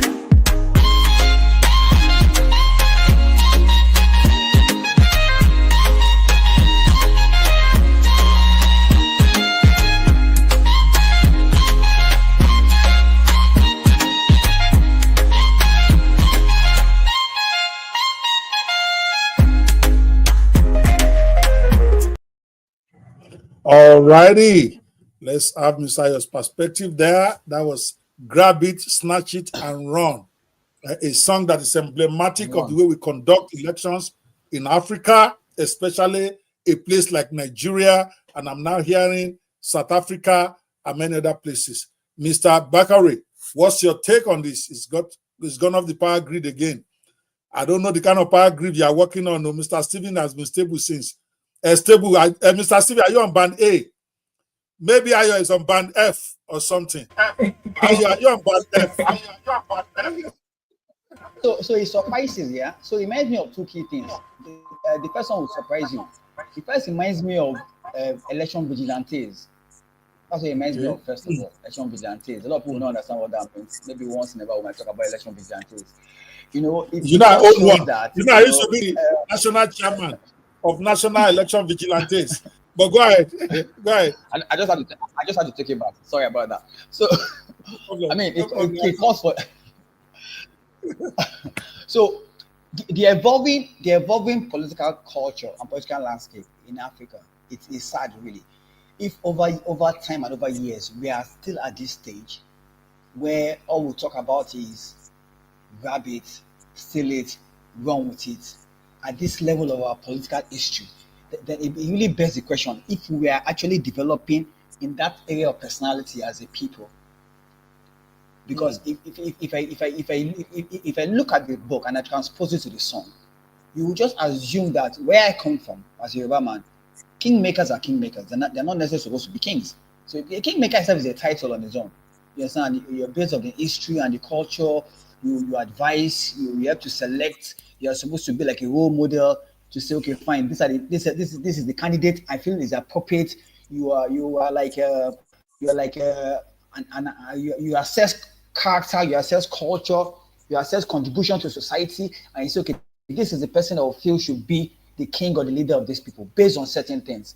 But when you turn the tail around, and now the kingmaker himself is the one that wants to be king, then the role of the kingmaker is already lost. Then you feel does he feel entitled? And do the people really want him to be king? That's another perspective entirely. So, and the song captures a lot. It captures the extent to which some people are willing to go to achieve what would I call a ruthless ambition against all political odds. And that's what the song, and that's what the song depicts. I think it suffices for the book. Maybe it doesn't suffice enough because the book goes deeper than even the issue of electioneering. It cuts across a society that has gone into a decadence. It goes into a society that has evolved from economic cultures that were not supposed to be part of the history of when we say people that want to grow up into a leadership cycle. I know societies where leaderships are actually being groomed from a young age. Not the society that leaders are not, they're not groomed from a young age, but they are groomed into a level of fraternal, crime. Then they evolve from there. Then politics seems to be the last bus stop, and that's where they are going for. But they first go through a lot of nonsensical characterization in terms of economics, social welfare, growing up, survival, and then when they feel they've come of age and they're looking for a sort of gentrification, that's the word. Politics to them is like gentrification, something to cleanse them of their past, of their sins. You understand? And therefore, it seems like a means to an end. And I mean, but I don't think the song does enough justice to the book. The book is a bit far deeper than, but it does capture one key area of what the book addresses. Political. 100%. 100%, you're right. The song itself was not even meant to capture the whole book. What we try to do is, I think that song was going to be put at the back of the episode that it relates to. What I try to do is we have several themes in the book, and when we have a really important theme, we try to do a song that also brings it to life. So this one is about the election season and what happens during election in that narrow perspective, and I think it's a great song. I really like it. It's doing very, very well on SoundCloud in less than a week of release. When we are done with the book thing itself, now I'm already thinking in my head, maybe I'm going to do an album launch. But when you now have 20 songs, that's 2 albums right there. Mugu Prince is already excited. He say, Daddy, are we going to launch this, my album? I said, we have to launch it now. It's great. So I'm going to be introducing all those songs over the next 6 days so that you guys can get an idea of the complete immersion series. That's what I call it. You have the music part that you still continue to enjoy long after the book is done. You have the video part that will be on YouTube forever. And you have the book itself that is going to be a memento. It's a 3-in-1 package. I call it introducing a new genre in novel writing. It's Mr. Bayo Bakari that inspired me, Ayo Bakari, that inspired me. If it doesn't work, look for him. He's the man. Okay, let's go to the next character. We're going to introduce one more character before we leave today. We are not going to get to Chief Elenio today. We are going to make tomorrow all about him and his household so that we can spend time dissecting the lead character in the book. The lead character is Chief Bisola Elenio, okay? And we say who the whole book is all about. Is the Kingmaker himself. And we are going to break it down at a level that is deep and visceral. And hopefully you're going to join us tomorrow to celebrate that part of the book. But let's look at another minor player in the book that is we've now represented in a video format just to introduce him to the audience. Let me bring up Professor Jade Orokpo Kongito, or Professor Jade Kongito Orokpo. Introducing Professor Jade Oripo of the Kingmaker of Muguland, the disillusioned intellectual. Once a beloved revolutionary intellectual professor, Jade Oripo shocks the nation by endorsing Bisola, stirring backlash among young activists who view him as a sellout. Labeling the youth as children of anger, Oripo distances himself from his former ideals, instead aligning with a controversial figure in the name of progress.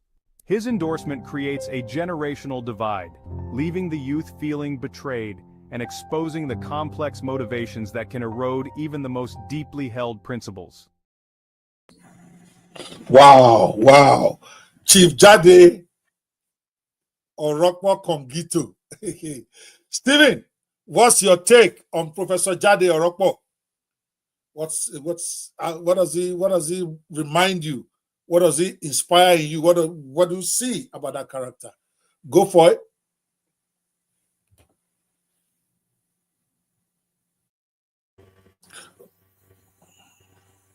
Okay, sir. Well, Professor Jadi Rokpo reminds me of a luminary intellectual in a country. He shocked the nation by endorsing a particular political figure, especially in perhaps this contemporary time, as far as that group is concerned. He's a person that people look up to. He's an academician, and he's a very, very intelligent person. So he talks a lot. He's very skillful with the use of English.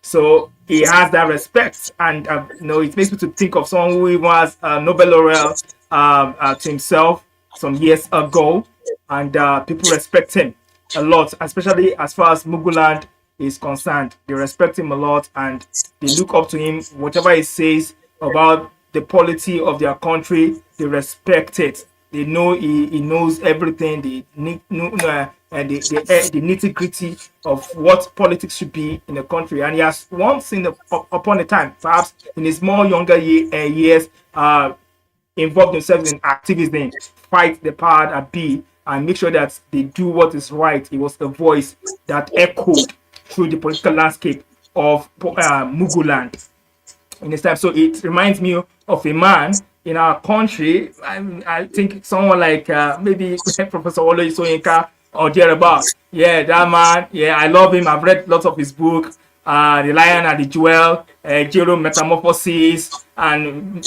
very many other books that he has written. So it reminds me of him, and he's a man that people have been looking up to. He has been speaking to the power that be. They have jailed him. They have ostracized him. They have spoken several things to him because he occupied a very controversial position in the politics of the country. And as far as that book was concerned, it got to a point in time he nominated a particular person that the people of that country do not want him to be in power. Perhaps this is because I read that book. So people begin to lash him here and there. Why would you have to say that he should be next president and the likes like that? And they know, especially those from the eastern side, the children of anger, they begin to express their volatility of anger as, why should you endorse this man? We think you should stand for the truth. We think you should go for a more younger person and the likes like that. But he still stood his ground at the end of the day, and he warded off whatever backlash that was coming against him because he endorsed a man people have controversial view about. So Jadi Orokpo is a luminary academical figure in Muguland, and it reminds me of Professor Wole Soyinka that I respect myself. That's my take on that. Interesting. Yeah, in every society, there's always people like Professor Jadi Orokpo, the intellectual activists who maybe in their own formative years, they really were very, very using that considerable intellect to actually fight injustice in the society. But as they grow older, maybe they get wiser, they get more mellow, they get more interested in who is get more connected with who is actually in government, to the point where they are not as vocally anti-corruption or vocally anti-bad governance the way they are. Every country in Africa, that's one of the reasons we are not growing. Because those people, rather than them breeding a new generation of people, okay, to help them to continue where they left off, many of them now align with the powers that be, and then look down and denigrate those who are doing what they were doing when they were in their 20s. And we see that everywhere. Like in this book now, in this Kingmaker of Muguland, we have a professor there who actually in his own youth used guns to actually go almost kidnap radio station people and told them to declare the true result after the elections were rigged. Okay, I'm talking about somebody who used a gun to try to get the correct result. He was that angry. When we talk about children of anger, it was like an original child of anger who was upset at the fact that their nation has been so messed up that they're still in election. And he went into a studio, at least according to my book here, to carry a gun and force them to declare election. That same professor grown into his old age, well-to-do now, well-connected with those in power, is now denigrating those who are just using social media to fight the current government. That same guy actually formed a secret society. This Professor Jadi Orokpo, in my book, he formed a secret society to fight against injustice violently, not even in a peaceful manner. A cult of young people who will fight against injustice to death. If you are an unjust person, you oppress somebody, they will come for you, they will beat you, if not kill you in broad daylight on the campuses. Then, when in his mature age, when he's retiring, he's getting ready for death, now he's saying those who are accusing people on social media that they are mini Hitlers. He's using his considerable intellect now to put down those who are seeking to carry on his own tradition of protest against injustice. It's ridiculous. And that is what we have all over Africa. Those who are supposed to mentor the young people to continue to be angry. Because listen, no country ever grows without an angry youth. In America, it's the same. Anywhere in Europe, the youths always bring their anger and force issues to change. But in our own country, in Nigeria, for instance, our politicians don't want the youths to talk. In the Muguland thing, same thing. In many parts of Africa, same thing. That's why we are not developed. When you go to Ghana, you see previous activists who are fighting against government all of a sudden saying that the youths are overdoing it.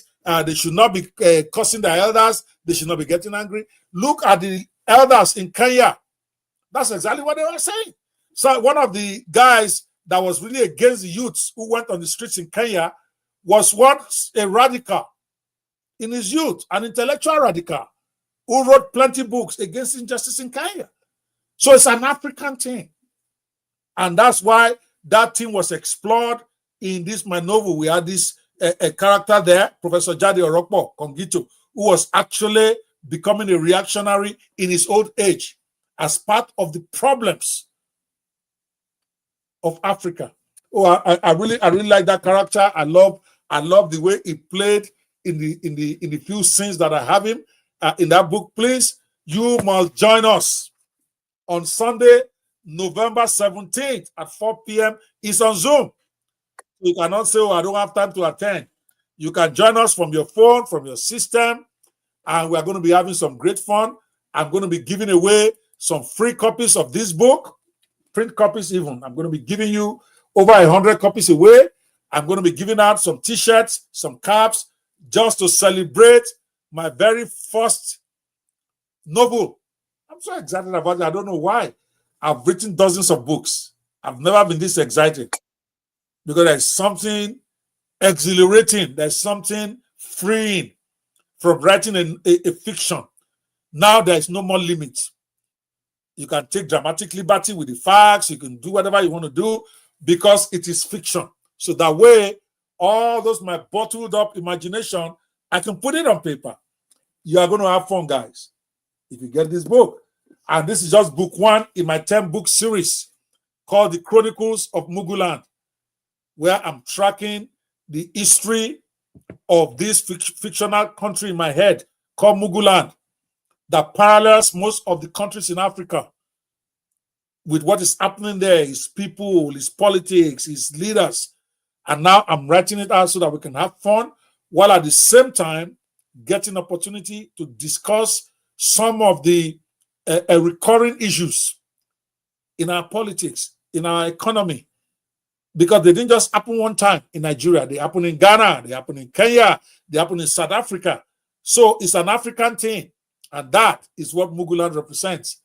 Muguland is a creation of mine, and maybe I'm going to declare myself the president of Muguland. Since nobody can contest, I can grab the power, I can snatch it, I can run away with it. Nobody can take me to no court because the court self, I control it. Shebi, I mean right court inside here. I can decide who wins. All right, guys, I think we have come to the end of today's program where we have just a few more minutes to go, and I wanted to end it on a good note. I know right now, all over Africa, especially my own country of birth, Nigeria, things are tough right now. inflation has typically, or call it, because the government is still telling us inflation is still like 7% or 10%. I don't even know what they are thinking or smoking. But we know the price of foodstuff has practically tripled in just a year. Things are tough. People are barely able to make ends meet. Even some of my own friends that are really well-to-do, many of them are struggling now, because when you have to spend over ₦1 million to fuel your house for a month, it's crazy. We have judges who are earning less than ₦1 million a month, who have to live in that same Nigeria. They have to send their kids to school. They have to pay their rent. They have to do other things of life, and then we wonder why our judges corrupt. When you are paying, I heard that in some states they pay some judges 150,000 naira, 200,000. Our high court judges are making up ₦1 million, or that's less than $500. We are paying our judges, for instance, $400-500 a month, and then we expect them to judge cases of millions of dollars and to also not be corrupt in doing it. You're asking too much of them. We have people who have been at home for 7 years after graduation. They have no reasonable job. They're just doing pepper soup work up and down. They're barely able to get a job that will give them 100,000 naira 5, 6, 7 years after graduation. I know it's tough in Nigeria, a country of bad. It's like that in Muguland also. They have lots of youths there who are not working. They have cost of living is crazy, just like it is in Nigeria. So I want to speak to Nigeria directly now, even though my book is not about Nigeria, but I am in Nigeria. I'm very proud to be a Nigerian, even though I'm not proud of Nigeria right now. It's two different things. I'm proud to be black. I'm proud to be a Nigerian, but I'm not proud of how my country is performing at the international level right now. The only thing I can tell you right now is that there will be joy in the morning. Okay, weeping we endure for a night. We're in a season of pain right now. We're in a season where things are hard everywhere. But I'm here to just promise you that joy will come in the morning. Nigeria will see a whole new revelation, a whole new rebirth in our lifetime. Amen. Nigeria will work. It doesn't look like it's ever going to work now when you look at it, but I assure you, it doesn't take so many years to return all the captivity of Zion for our nation. When we get the good leaders with a great vision who think about us before they think about their pocket, Nigeria will rebound. So I have a special song for you to close out today. That, you know, the song, when I wrote it, it was inspired by the No Woman No Cry of Bob Marley. You know, when Bob Marley wrote that song, you know, they sat down and really had to speak to this individual, the woman who was crying because she was going through some unimaginable things. So same way, I felt that the people of Muguland, that represents what every country in Africa, including Nigeria, what you are going through right now, I'm going to tell you, no Muguland, no cry. No Nigeria, no cry. Things are going to be better. And I did a special song to encourage you, to encourage every country in Africa that is suffering right now, with this song that I called No Muguland, No Cry, because it's a representative of what every one of us in Africa is going through. Kenya is the same. Ghana is the same. South Africa is even worse in some instances than what we're going through in Nigeria today. But for every one of you watching this from whatever country in Africa, my word for you is that please do not cry. There's going to be a joy in the morning. Enjoy this song. It was created specially for you. No Muguland, no cry. No Muguland, no cry. No Muguland, no cry. No Muguland, no cry. Oh, Muguland, no cry. No Muguland, no cry. 'Cause I remember when we used to sit under the old trees, wide embrace. They split us up with words of hate. Yeah, turned tribes to tools they could replace. Oh, they stoked the fire Watched us burn while children cried from hunger's pain. They sold our future for their gain, left us stranded in the rain. No Muguland, no cry. No Muguland, no cry. Oh my people, don't shed no tears. No Muguland, no cry. I remember when they preached of peace, with silver tongues that spread their lies. Promised us fields where we could grow, yeah. But greed left empty bowls and sighs. Oh, their pockets full, their hearts so cold. They didn't care if we survived. They used our fears to take control, while their children only thrived. No Muguland, no cry. No Muguland, no cry. Oh my people, don't shed no tears. No Muguland, no cry. Their ambition sees no vision, just the crown and hollow fame. They divide us with their blindness, but we won't play that game, yeah. And while we mourn, everything's gonna be alright. Everything's gonna be alright. Everything's gonna be alright now. Everything's gonna be alright. No Muguland, no cry. No Muguland, no cry. Oh my people will stand so strong. No Muguland, no cry. Said oh Muguland, don't shed no tears. No Muguland, no cry. We've seen their grief, we've felt their chains. No Muguland, no cry. No Muguland, no Muguland, no Muguland, no cry. No Muguland, no cry.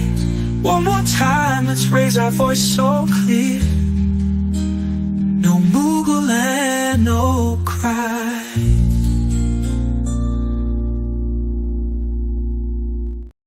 Okay, that's it. No Muguland, no cry. Mr. Stephen Oyela, thank you so much for being in the studio tonight. I know that you had challenges with your system and Mr. Ayo. Okay, Mr. Ayo Bakari, thank you also. Okay, let me move for a second so we keep having that clash. Mr. Ayo Bakari, thank you so much for your insightful analysis tonight. Hopefully, you're going to have a better system so that I'm not made to do most of the talking myself. I kept talking because my own system is much more stable than those who are joining me from Nigeria. But hopefully we can get this sorted out tomorrow, and I'll be able to give them more time to talk. Stephen, thank you so much for coming. For those of you watching at home, again, I want to tell you, don't despair, don't give up on your country, whether it's Nigeria, whether it's Togo, whether it's South Africa, it does not matter. All it takes is a few years of a good government, and you will be like somebody who dreams where you see how great your country will become. I have infallible faith in my own country of birth, which is Nigeria. I may not have faith in my leadership at this point, but leadership changes. The country does not change. And as long as we have hope, we keep aspiring, we keep fighting, we keep looking for better leaders. That's all we've got tonight. And I'm going to close you out by just playing you another version of the No Muguland, No Cry. It typically makes me sad listening to that song, but it also gives me hope. It's deliberate. That's how I felt when I was writing the lyrics. Okay, sometimes it makes me just feel so sad, but it also gives me hope that it will not always be like this. And I'm assuring you, your country will not always be like it is right now if you're not happy with it. So I will see you same time tomorrow, 7 p.m. West African time, as we continue to count down to the launching of my very first novel. Yes, the Kingmaker of Muguland is coming live November 17th. at 4 p.m. Before we go, I almost forgot. You can actually download the leaked version of the book at KINGMAKEROFMUGULAND.com. Actually, you register here first. Register for the launch. Once you put in your email that you would like to be notified about the launch at KINGMAKEROFMUGULAND.com/launch, you will immediately be redirected to another page where you can download the leaked version of the book. We have given out 112 pages of the book because it was leaked when I was getting it edited, using some outside people to edit it for me when the book was still in writing, and somebody gave a copy of it away, and I found out. I said, okay, I'm going to give it to everybody. So you can go download it. Just go here, register for the launch, and watch out. It's going to direct you to the download page for you to download the leaked pages so that you can read and then join the conversation with us. KingmakerofMuguland.com/launch. During that launch, we are going to be giving away 100 copies of the print version of this book, and we are going to be giving away, I think, 20 t-shirts. We are going to be giving away 20 caps, Muguland caps, and we are going to be giving away 20 coffee mugs donated by our sponsors, and I'm sure you are going to love it. They're going to be keepsakes, and of course, if you don't get a free version, we're also going to give you a great deal for you to be able to buy or get access to this amazing, amazing first novel from Dr. Kweba, who come celebrate with me on Sunday. Please register now to be there to celebrate with me. Meanwhile, I see you. Until tomorrow, do not cry. Be hopeful. Your better days are still ahead of you. In the mighty name of Jesus, I see you. Stephen, good night. No Muguland, no cry. No Muguland, no cry. Oh, Muguland, no cry. No Muguland, no cry. 'Cause I remember when we used to sit under the old trees, wide embrace. They split us up with words of hate. Yeah, turned tribes to tools they could replace. Oh, they stoked the fire, watched us burn, while children cried from hunger's pain. They sold our future for their gain, left us stranded in the rain. No Muguland, no cry. No Muguland, no cry. Oh, my people, don't shed no tears. No Muguland, no cry. I remember when they preached of peace, with silver tongues that spread their lies. Promised us fields where we could grow, yeah. But greed left empty bowls and sighs. Oh, their pockets full, their hearts so cold. They didn't care if we survived. They used our fears to take control, while their children only thrived. No Muguland, no cry. No Muguland, no cry. Oh, my people, don't shed no tears. No Muguland, no cry. Their ambition sees no vision, just the crown and hollow fame. They divide us with their blindness, but we won't play their game, yeah. And while we mourn, everything's gonna be alright. Everything's gonna be alright. Everything's gonna be alright now. Everything's gonna be alright.